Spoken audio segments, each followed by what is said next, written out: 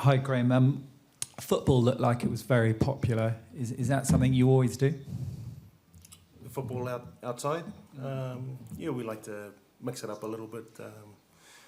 Our boys are very talented with the rugby ball, but probably with the soccer ball they need a bit more practice.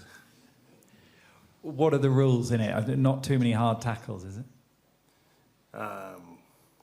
Asking the wrong person, not very good at football either.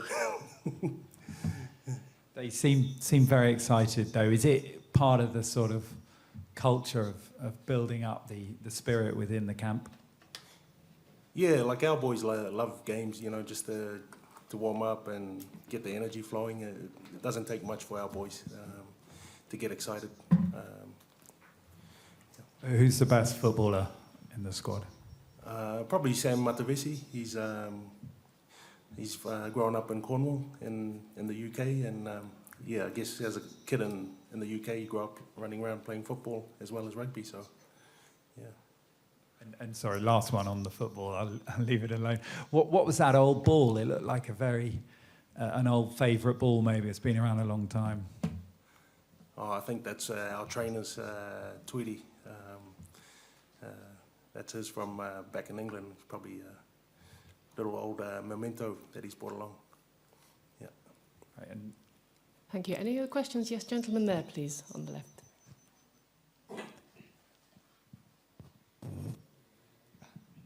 Hey, Graham. Leo Isma from AFP, Press News Agency. Weissea said yesterday the match tomorrow will be double or quits. Is it your feeling too?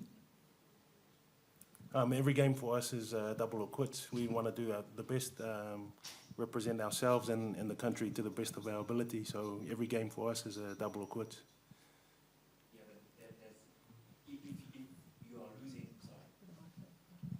if you are losing tomorrow, the qualification will be very hard to get. No. Agree. Yeah. Thank you, gentlemen. To the right. Yesterday, Barnaby Chessman from AFP as well. Yesterday, Australia were saying that they've been particularly focusing on their defence in the lead up to this game and getting around the ball carrier and trying to stop the offload. How does it feel for a country like Fiji when the superpower is focusing on how to stop you rather than sort of how to score tries? Yeah, certainly when we hear that, it gives us confidence. But the main thing for us, we just need to worry about ourselves, working on the basics, doing the basics really well. And if we can do that, that they can practice all they want. Thank you. Any other questions, please? And remember, you can ask in French. We have translation. At the front again, thank you. it's Graham, been a really long winless streak against Australia. What will be the keys to ending that? Yeah, it has been a long time. I think the last time Fiji beat Australia was 1954. So for us, reflecting on last week's game, if we had just done a few things and nailed the basics, we would have just nailed those opportunities that we had. So it's the same thing. Nothing changes. Just do the basics and our natural game will flow. Those offloads will come into play when we get good front ball. Just playing the natural Fijian style. Thank you. Gentleman right at the back, please. Graham, thank you for your time. Johnny Hammond from ITV Sport in the UK. Joshua and Semi effectively swapping positions traditionally from where they've played. What's the thinking behind that?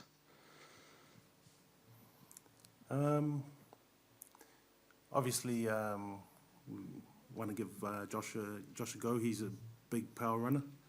We see Australia as a team that has a lot of power runners as well. So we want to bring some of our biggest power runners on right from the start this weekend. Thank you. Any further questions? Gentleman here, please. French journalist. What changes are you going to make between the game versus Wales and tomorrow, between most big changes? In terms of the game plan? Yeah. We're just going to play like Fijians. Not many changes. As I said earlier, if we just do the basics and nail that, we should be able to play the best that we can.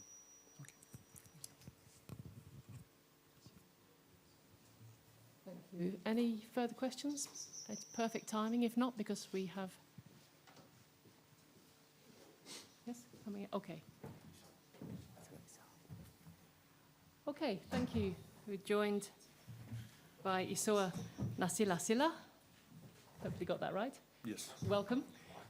Any questions for Isoa, please?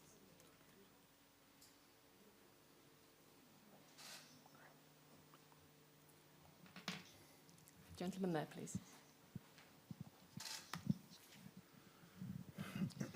Earlier this week, Australia were talking about how obviously Fijian players are known for their flair, but in recent years there's been a progress made in the forward pack, and there's a very big forward pack now, and is much more of a threat to other teams than was perhaps the case in the past. Is that something you feel from the inside?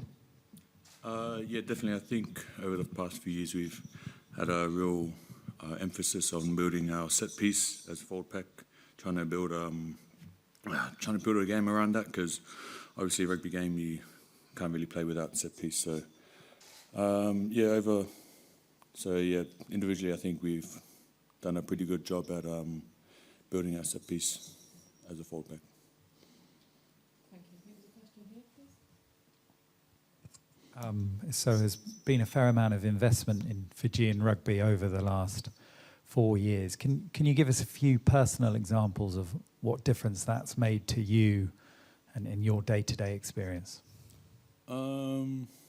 Well, personally, they've made a big investment, just especially with things like the HPU Academy and all the work that the HPU's been doing over in Fiji, because obviously I'm from Australia, so I came over for under-20s, and HPU played a big part in helping me become where I am today. So I think they've made a big progress in the investments, and it's paid out in the end.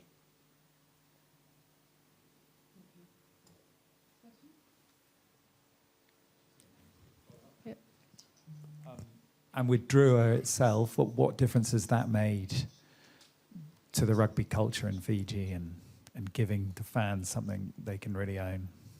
It's really good, because obviously Super Rugby's been around for ages, and Fijians, they've really only had 2 teams. And for all the young kids growing up, they can look at the Fijian draw players and see. So that's their team, and they can aspire to be someone that's like close to home for them, and like they can relate to. Obviously, a lot of the boys, they grew up in the village, stayed there, and played for the local Skipper Cup teams. So it just gives the young boys more role models to aspire to be. Thank you. We're joined straight off the pitch by Eroni Maui. I can still hear him breathing heavily, so maybe give him a second before a question. But we've now got a complete top table. Next question at the back, please. I think you wanted a question? Oh, yeah. Yes, thank you. Guys, it's often said that Fiji play their best rugby with smiles on your faces.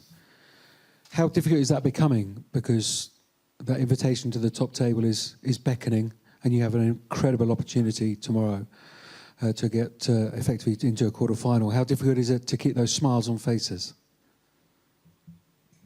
It is tough, especially with the amount of pressure that we know that we're going to be handling tomorrow.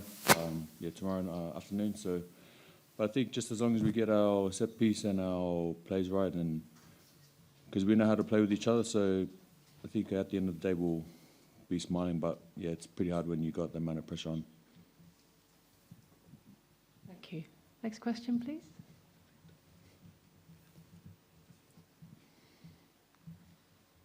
No? Oh, we put yes at the front. Thank you. Aroni, as a Saracens player, Saracens well known for being a pretty hard-nosed team and very pragmatic, maybe different from the natural Fijian way. Have you brought some of that Saracens sort of spirit as well into camp? Little bit. I wouldn't say brought all the Saracens atmosphere, but it's more of a Fijian atmosphere. Trying to blend with the boys and all this kind of stuff. Because Saracens it's an English Premier League. It's just so I brought a little bit of it to the camp, but it's mostly just about the Fiji rugby. Thank you. Thank you. Any further questions? We have a couple of minutes left. Is there any further questions? Yes? Oh, please. Off-topic question, but I was reading in a French paper that the Fijian squad had been given permission to dig a hole in the park in Bordeaux for cooking lovo. Is that true? And have you cooked that? And how was it? Yeah, we did cook a lovo for the team. Probably management jumped in and prepared with some of our non-players. So probably asked these two, how did it taste, boys? Was it any good or in the UK? Oh yeah, it was good.